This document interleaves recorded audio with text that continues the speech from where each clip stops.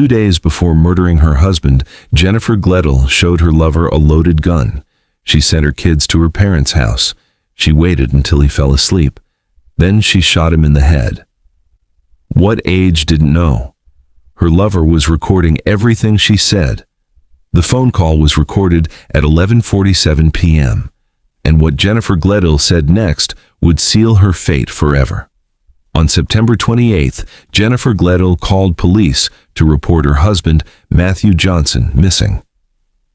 The disappearance of a Utah father and husband would eventually lead to the arrest of his wealthy wife for first-degree murder. Friends and family were stunned when the truth emerged. John Hash, a fellow Green Beret who served with Matthew for 12 years, later reflected on the shocking revelation. Having had Jennifer in his home before, breaking bread with them, he never imagined she could be responsible for Matthew's death. It was shocking, frankly, to discover that the woman who seemed so ordinary could commit such an unthinkable act of violence against her own husband, the father of her 3 children. Jennifer Gledhill and Matthew Johnson seemed to have it all, living in their $1 million home in Cottonwood Heights, Utah. They appeared to be the perfect family, a devoted military husband and a caring mother raising their 3 children, aged 11, 7, and 5. Matthew, 51, was a respected member of the Utah National Guard's 19th Special Forces Group, a Green Beret who had served his country with honor for over a decade. His fellow soldiers described him as brilliant, reliable, and someone you could always count on for answers. Jennifer, 42, was seen as a devoted mother and supportive military wife. Many of Matthew's friends described her as nice, kind of a homebody. The family lived quietly in their upscale neighborhood, and to the outside world, everything appeared completely normal.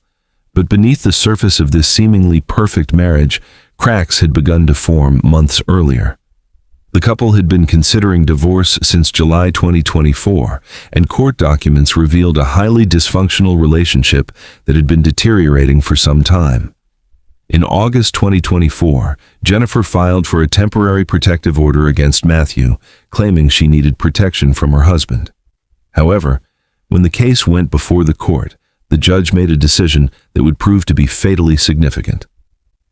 3rd District Commissioner Russell Minus examined the evidence Jennifer presented and found that the videos she submitted actually showed her as unafraid and equally confrontational toward him.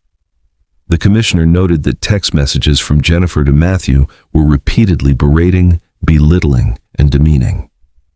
On September 16, 2024, just days before the tragedy that would shatter their family forever, Commissioner Minus dismissed the protective order, ruling that no abuse had occurred. He wrote something that now seems hauntingly prophetic. The conduct of the parties over the past several months was representative of a highly dysfunctional marriage, bringing out the worst in the parties. He suggested that an action for divorce should have been filed long before reaching the current state of affairs. What the commissioner didn't know was that Jennifer had already made a decision that would ensure divorce proceedings would never be necessary. In the weeks leading up to September 2024, Matthew's behavior began to change dramatically as Jennifer's erratic behavior had become so disturbing. Matthew spent much of the final weeks of his life sleeping at a National Guard facility out of concerns about his own safety within his home. In one of his last conversations with his longtime friend, retired Utah National Guardsman Kevin Thompson, Matthew had come to the conclusion that a divorce needed to happen and it was time to move on. But Matthew never got the chance to move on. What Matthew didn't fully realize was that Jennifer had been living a double life. She was having an affair with another man, someone who would later become the key to unraveling the entire case. This wasn't just a casual fling, but an intense relationship that consumed Jennifer's thoughts and emotions completely. On September 19th, just 2 days before the murder, Jennifer displayed a loaded Glock 19X handgun to her lover. September 20th, 2024 started like any other day, but by evening, the fragile facade of the Johnson-Gledhill marriage would finally crumble. Matthew had discovered the truth about his wife's affair, and witnesses would later report hearing a heated argument between the couple that night.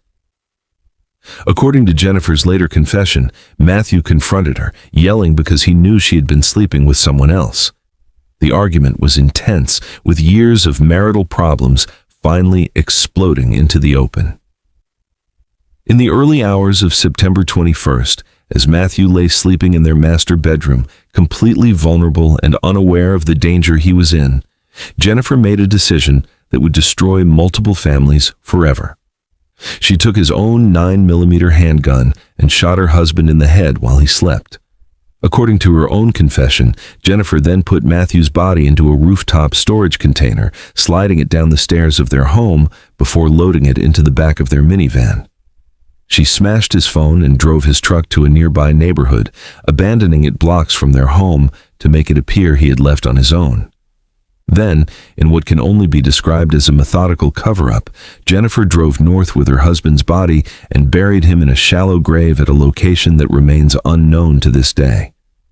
When she returned home, she began an extensive cleanup operation, bleaching the walls, using carpet cleaning supplies throughout the master bedroom, and ordering a new mattress to replace the blood-soaked one where Matthew had been killed. The new mattress arrived just 2 days later. On September 22nd, just before midnight, Jennifer showed up at her lover's home and made a confession that would ultimately lead to her arrest. She told him everything, how she had killed Matthew, how she had disposed of his body, and how she had cleaned up the crime scene. The man noticed bruises on Jennifer's body during their conversation, and when he asked about them, she casually explained that she had gotten them while burying her husband and cleaning the house of evidence. Her lover was terrified by what he had heard. Jennifer's lover was so disturbed by her confession that he decided to record their next phone conversation. When he told Jennifer that he was frightened, her response was chilling and would become one of the most haunting pieces of evidence in the case. "Wow, if you think I could even hurt a fly," she said. "Like he's not a person. He wasn't a person anymore. He wasn't Matt." The cold detachment in her voice was unmistakable, as she had dehumanized her husband so completely that his death meant nothing to her.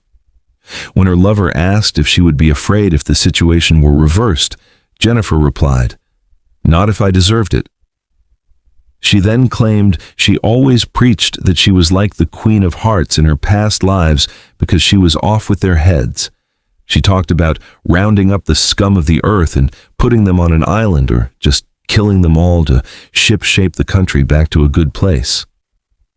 Jennifer also asked her lover not to think of her as a monster and to remember who she was before she opened her mouth.